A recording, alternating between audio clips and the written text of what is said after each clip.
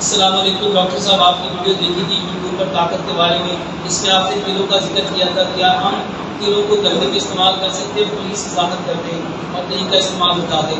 میرے محترم بھائیوں، سعودیہ سے زیادہ گرمی کہیں ہوتی ہے؟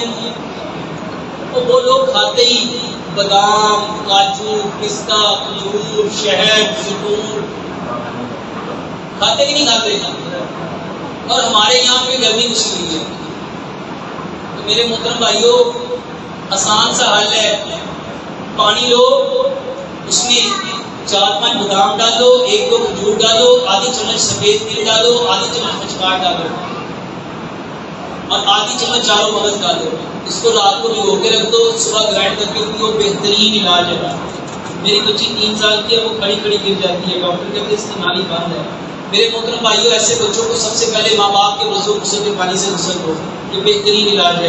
ڈاکٹر صاحب کا بچوں کی پیدائش میں وقفہ ضروری ہے؟ کوئی وقفہ ضروری نہیں ہے۔ میرے محترم بھائیوں، اللہ تعالیٰ بچے دیتا ہی اس وقت جب اس کی ضرورت ہوتی ہے۔ اللہ کو ہم سے زیادہ بہتر پتا ہے کہ کب دینا ہے کب نہیں دینا ہے۔ موروں کے درد کا علاج بتا دیں، لمبا سجدہ کرو، قبض بہت زیادہ ہوتی ہے۔ جتنے لوگوں کو قبض ہوتی ہے، ایک نوالے کو، ایک لقمے کو 32 بار چباؤ۔ ایک لقمے کو کتنا چبانا چاہیے؟ میرے محترم بھائیوں، ہمارے دانت کتنے ہیں؟